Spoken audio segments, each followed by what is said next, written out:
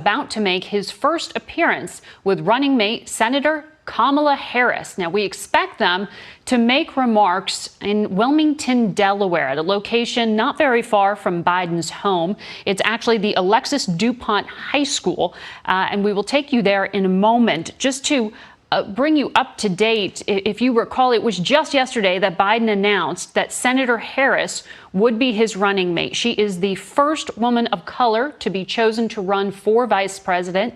She's the daughter of immigrants. Her father came from Jamaica, her mother from India. And the Democrats are poised to begin their convention next week. Nearly all of it will be via remote because of the pandemic. And today's appearance in Delaware may be one of the very few where we get to see both Biden and Harris together in the same place. Now, we are waiting for this event to begin. It was initially billed as virtual. You can imagine that they will be abiding by restrictions due to the virus. As you can see, here is Joe Biden and Kamala Harris wearing masks, approaching the podium for their very first campaign appearance since they became running mates. Let's listen in. Thanks for being here. I wish we were able to talk to the folks outside, but we're keeping our social distancing and playing by the rules. Good afternoon, everyone. To me and to Kamala, this is an exciting day. It's a great day for our campaign, and it's a great day for America, in my view. Over the past several weeks, I've had the incredible privilege of meeting and spending a good deal of time with a group of talented women leaders, all of whom are qualified to be president. With each one, the more I learned about them, the more I talked to them, the more impressed I was, even though I knew them before. I want to thank each and every one of them for being part of this process, and I look forward to working with them as we rebuild this country to get elected and once we are elected, God willing. I approach this with a seriousness of purpose and of mind because this is a serious moment for our nation. We're at one of those inflection points. You've heard me say that before in our history. A life-changing election for this nation. And the choice we make this November is going to decide the future of America for a very, very long time. And I had a great choice, great opportunities. I had a great choice, but I have no doubt that I picked the right person to join me as the next Vice President of the United States of America, and that's Senator Kamala Harris. You know, and it seems Americans all across this nation, at least at the outset here, agree with me. Yesterday, we had our best grassroots fundraising day of the campaign, more than double our previous record. And in doing so, we set a single-day record for online political fundraising. And I think I know why. So I hope that you'll join us as well, those of you who listen today. Go to joebiden.com today. $5, $10, whatever. Kamala, as you all know, is smart. She's tough. She's experienced. She's a proven fighter for the backbone of this country, the middle class, for all those who are struggling to get into the middle class. Kamala knows how to govern. She knows how to make the hard calls. She's ready to do this job on day one. And we're both ready to get to work rebuilding this nation and building it better. As Attorney General of the largest state in the country, Kamala took on the big banks over mortgage fraud and won, took on big oil when it wanted to pollute without consequences. She was a pioneer in marriage equality and tackled the gun lobby. You know, we've all watched her in the United States Senate go toe-to-toe with Trump officials, trying to hide the truth, asking the tough questions needed to be asked, and not stopping until she got an answer. And when none was forthcoming, it was obvious what the answer was.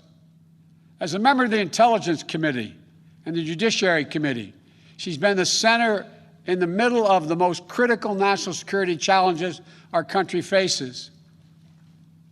Well aware of all the threats to this nation and ready to respond to them. And as a child of immigrants, she knows personally how immigrant families enrich our country as well as the challenges of what it means to grow up Black and Indian American in the United States of America. Her story is America's story, different from mine in many particulars, but also not so different in the essentials. She's worked hard. She's never backed down from a challenge. And she has earned each and every of the accolades and achievements that she has gained, many of them often in the face of obstacles that others put in her way, but never quit. And this morning, all across the nation, little girls woke up, especially little Black and brown girls, who so often feel overlooked and undervalued in their communities. But today, just maybe, they're seeing themselves for the first time in a new way as the stuff of president and vice presidents. In her campaign in the primary, Kamala often talked about what she referred to as the 3 a.m. agenda, about moms and dads awake late at night in their kitchens, worried, scared, uncertain about how they were going to take care of their families, about how they were going to pay the bills, about how they were going to make it, simply make it. Growing up in Scranton and Claymont, Delaware, I saw that struggle with my family as well. Kamala saw it with hers as well. And millions of Americans are living that struggle as we speak, especially in this moment of crisis, especially with so many jobs lost.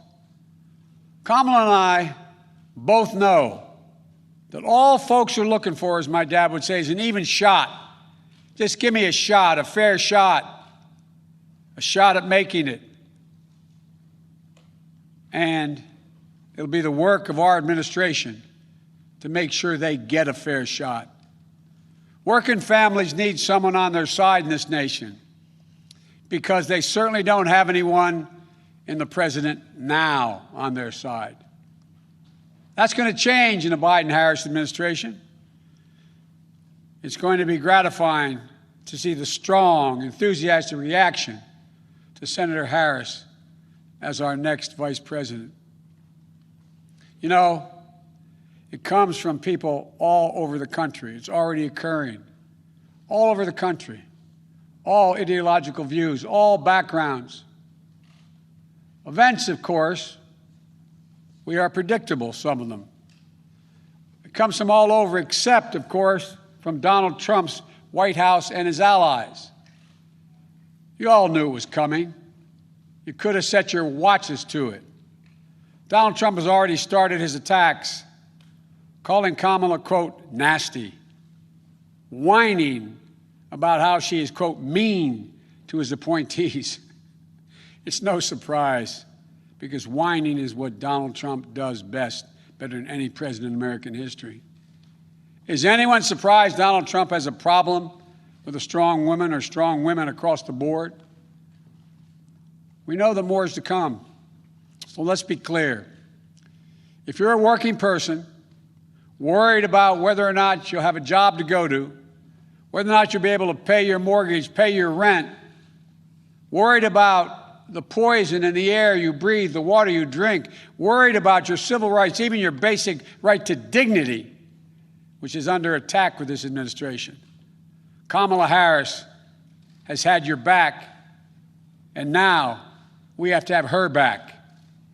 She's going to stand with me in this campaign, and all of us are going to stand up for her. On January 20th, 2021, we're all going to watch Senator Harris raise her right hand and swear the oath of office as the first woman ever to serve in the second highest office in America, in this land. And then we're going to get to work fixing the mess that President Trump and Vice President Pence have created, both at home and abroad, through 4 years of mismanagement and coddling of terrorists and thugs around the world. Not only will America dig itself out of this hole they've put us in, we're going to build back, and we're going to build back better. We have a public health crisis while he's in court trying to do away with health care. With more than 5 million reported infections, 165,000 people dead and climbing as a consequence of COVID-19. And still, months later, no real leadership or plan from the President of the United States how to get this pandemic under control. No real help for the states and local governments trying to fill the vacuum of leadership from the White House. No real help for children and educators, for small businesses and frontline workers they're ones holding our country together. Instead, he's issuing executive orders and making promises that in the end will defund the Social Security system while insisting that this virus will disappear. The Joe Biden and Kamala Harris administration will have a comprehensive plan to meet the challenge of COVID-19 and turn the corner on this pandemic. Masking, clear science-based guidance, dramatically scaling up testing, getting states and local governments the resources they need to open the schools and businesses safely. We can do this. We just need a president and a vice president willing to lead and take responsibility. Not as this president says, it's not my fault. The governor should thank me more. As that old saying goes, give me a break. We have an economic crisis with more than 16 million Americans, 16 million still out of work. Donald Trump is on track to break another record, on track to leave office with the worst jobs record of any American president in modern history. But instead of doing the hard work of meeting face-to-face with congressional leaders, Democrats and Republicans in the White House, like every other president has done in a crisis, to get Americans the relief they need and deserve, Donald Trump is on the golf course. If I told you this 3 years ago, you'd look at me like I was being crazy. He hasn't even met with the leadership. He doesn't have time, it appears.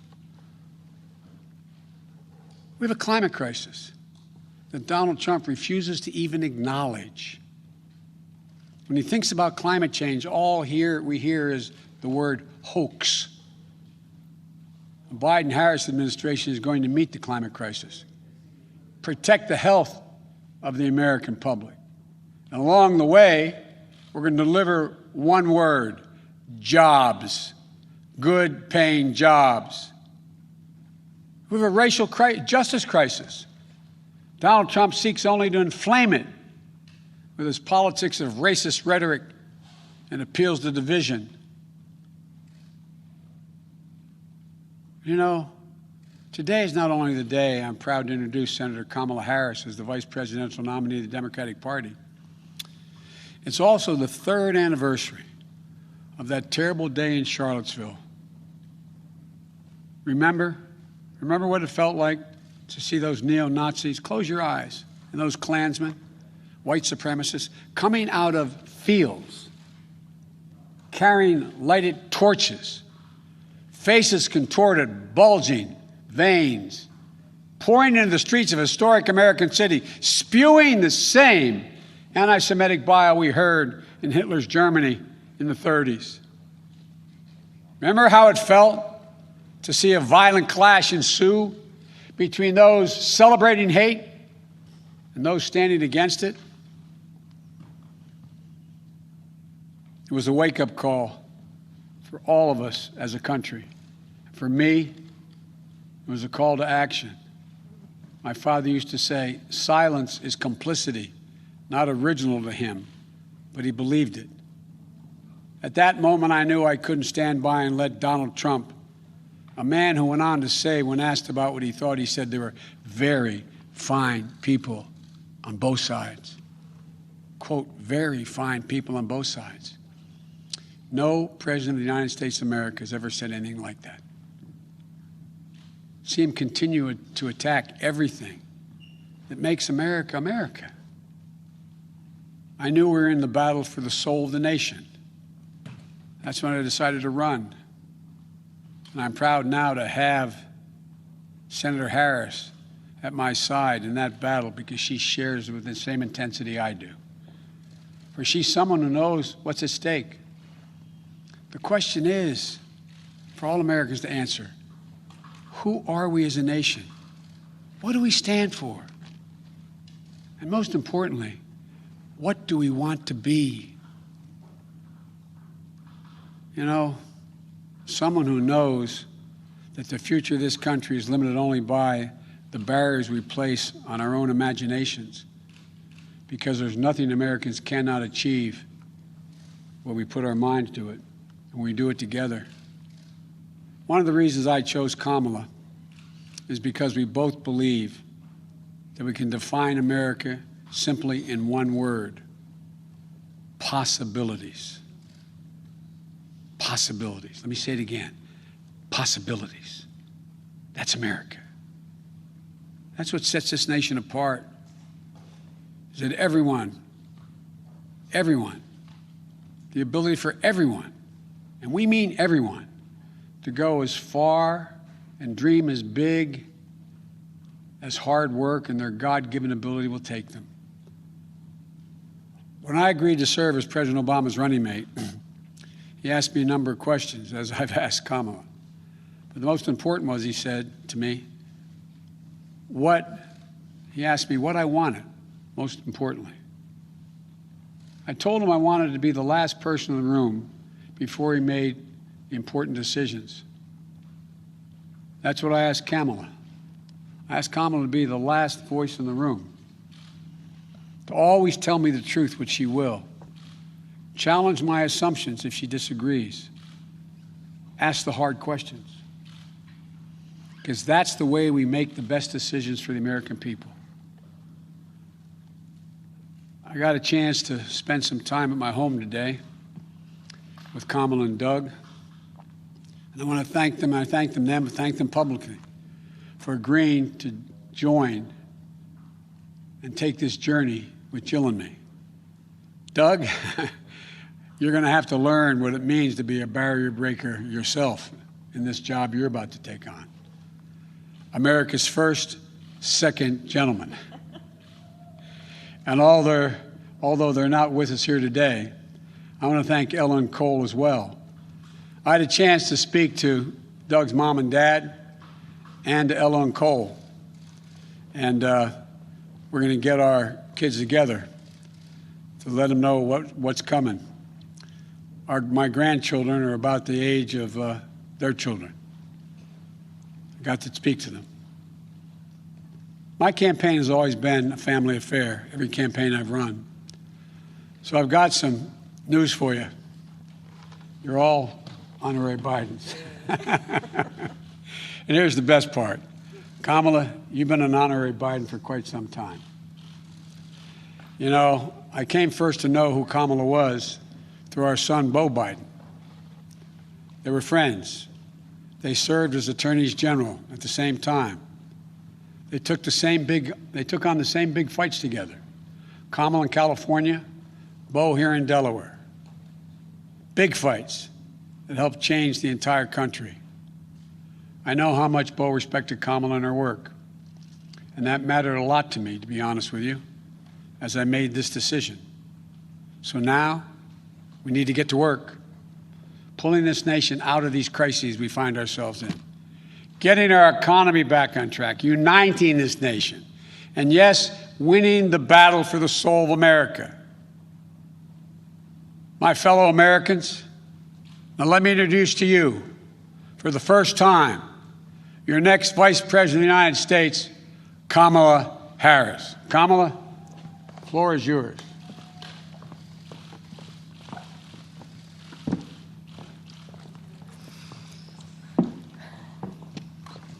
What do you want? Here you go. Thank you, Joe. Thank you. Thank you, Joe. As I said, Joe, when you called me, I am incredibly honored by this responsibility and I'm ready to get to work. I am ready to get to work. After the most competitive primary in history, the country received a resounding message that Joe was the person to lead us forward. And Joe, I'm so proud to stand with you. And I do so mindful of all the heroic and ambitious women before me, whose sacrifice, determination, and resilience makes my presence here today even possible. This is a moment of real consequence for America.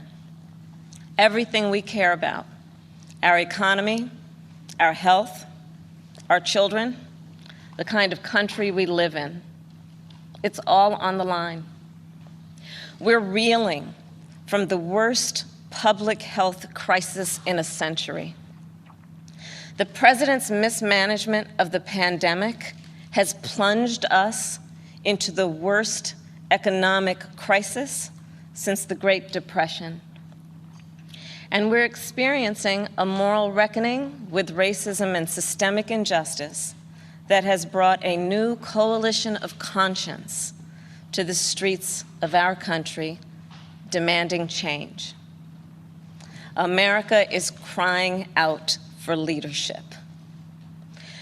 Yet we have a president who cares more about himself than the people who elected him.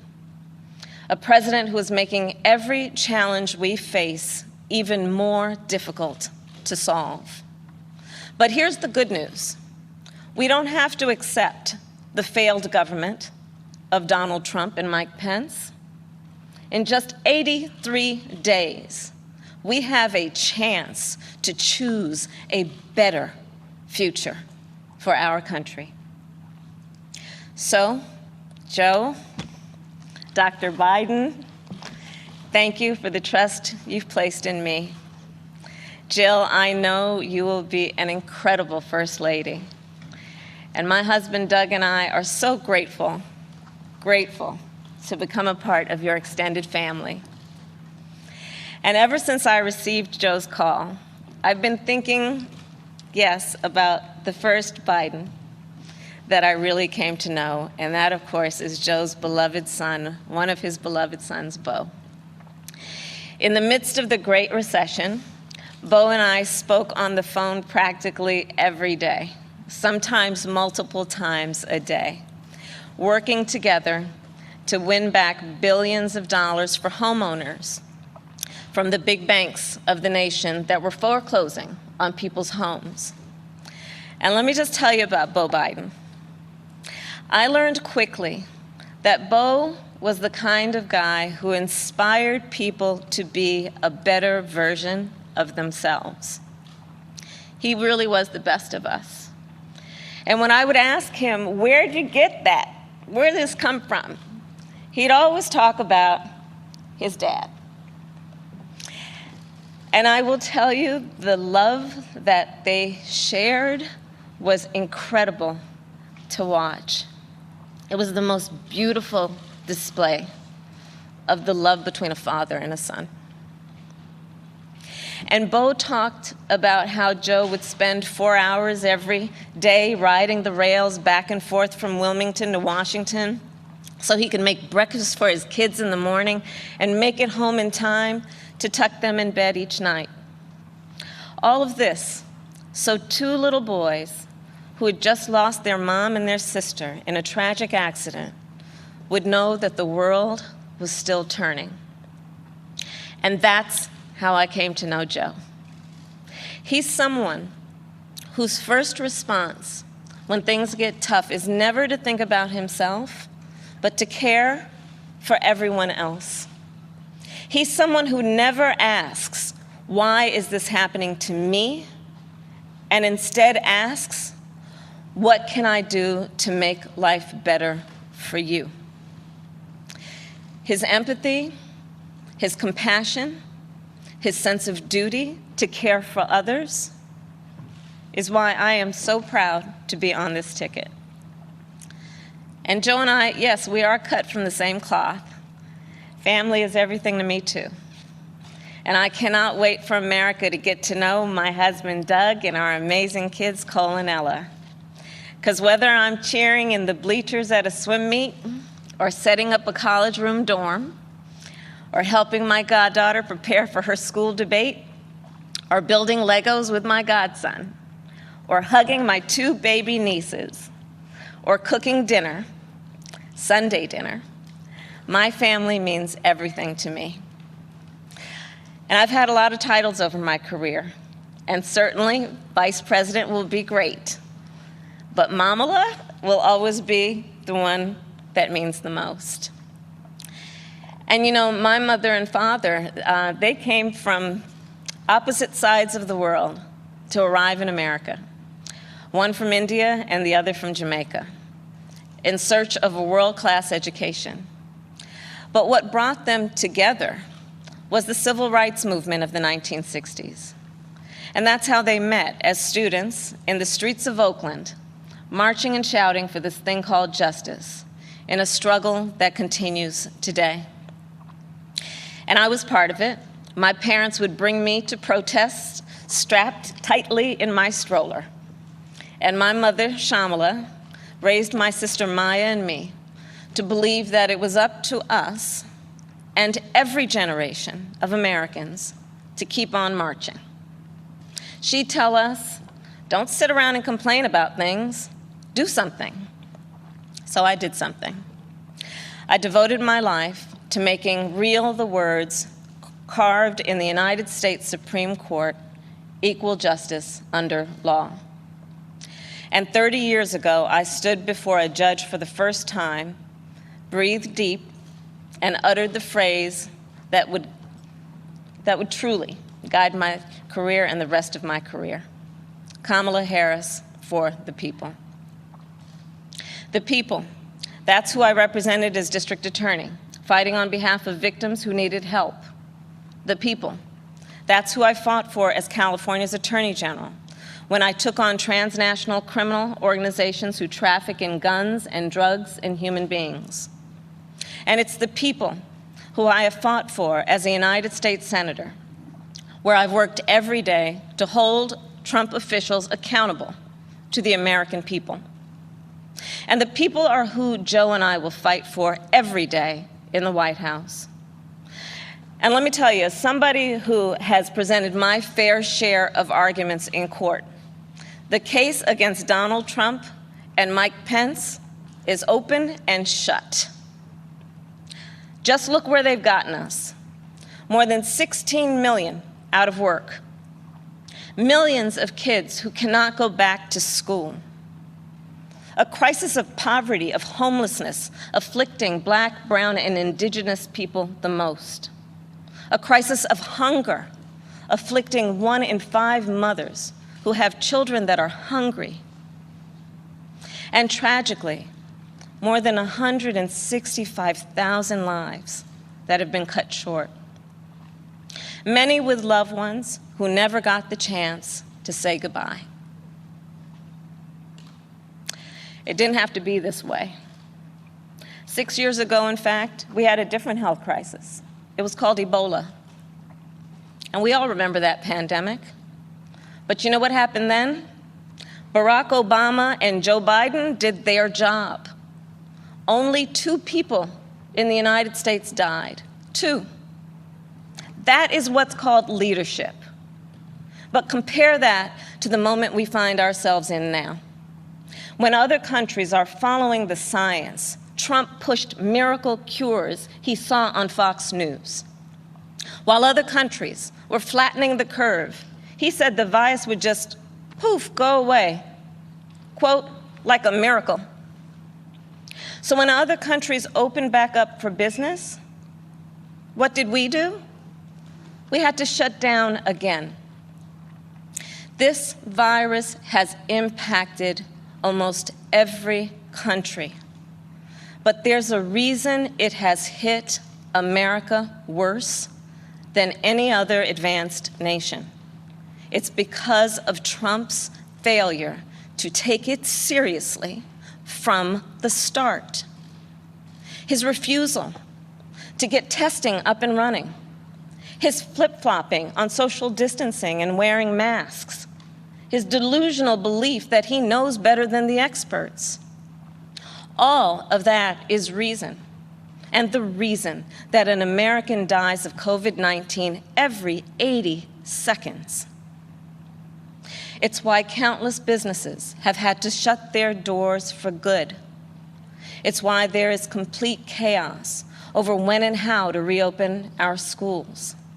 Mothers and fathers are confused and uncertain and angry about childcare and the safety of their kids at school, whether they'll be in danger if they go or fall behind if they don't.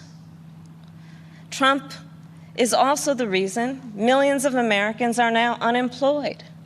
He inherited the longest economic expansion in history from Barack Obama and Joe Biden. And then, like everything else he inherited, he ran it straight into the ground.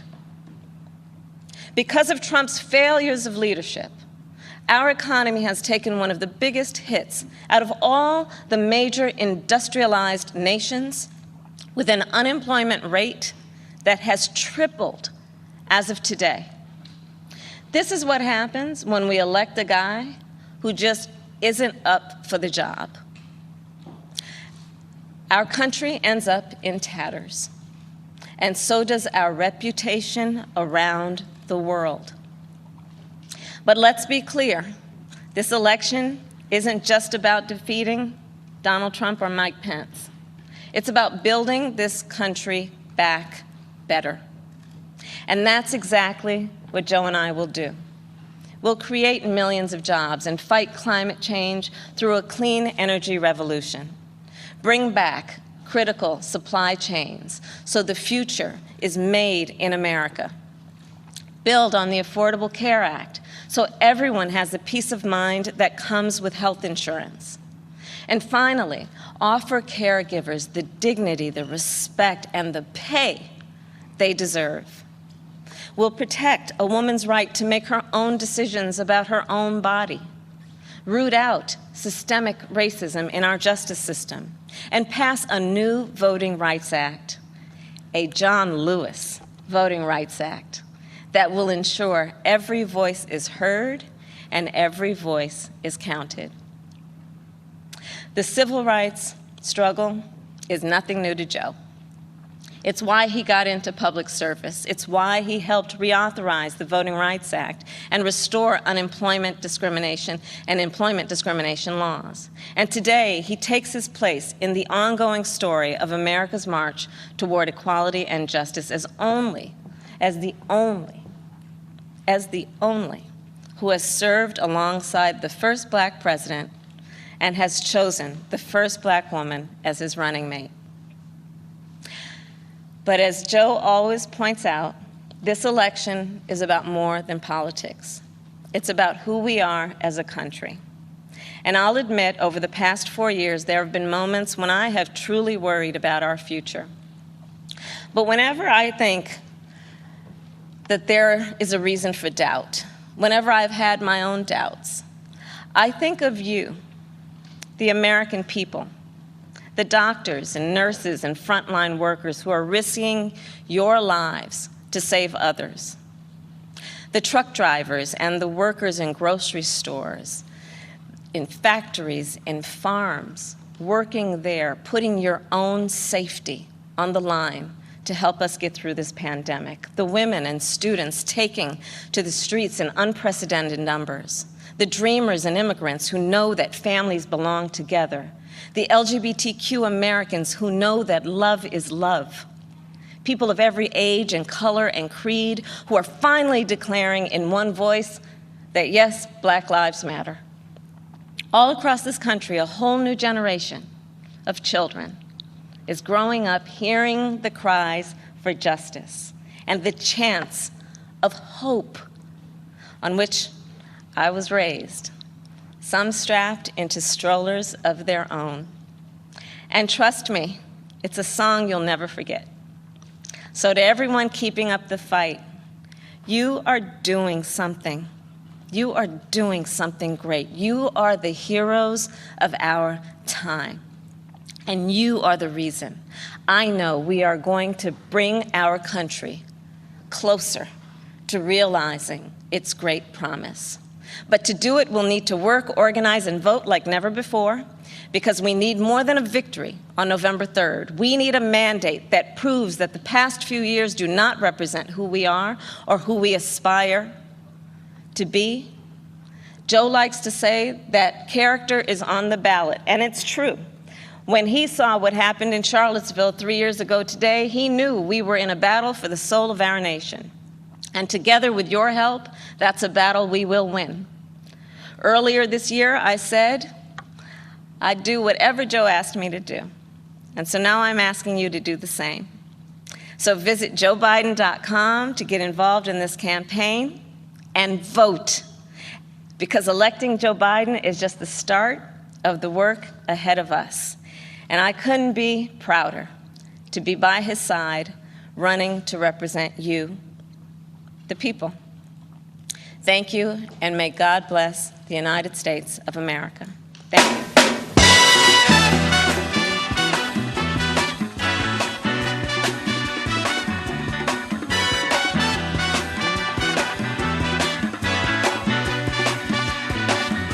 Hush not, child, and don't cry. Your folks might understand you by and by. Just move on up toward your destination, though you may find from time to time complications.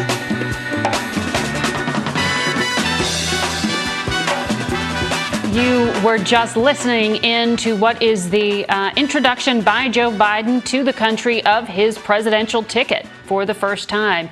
The former vice president said this was a life-changing election before us as a country, and that he selected the junior senator from California, Kamala Harris, to be his running mate for a number of reasons. He talked about rebuilding the country. He talked as well about the resonance in this moment of reckoning with calling for unity and calling for bridging the racial divide, and talking about Senator Harris in that context. She shared her inspiration and her own childhood experience as the daughter of immigrants and civil rights activists. You also saw the two first spouses, or potential first spouses, there joining them. We will continue to bring you the latest on all things politics as we stand some 82 days out from this election on our 24-hour streaming network, CBSN. You can watch it at cbsnews.com or on CBS News app. There will be more on your local news and tonight on the CBS Evening News. This has been a CBS News Special Report. I'm Margaret Brennan, CBS News.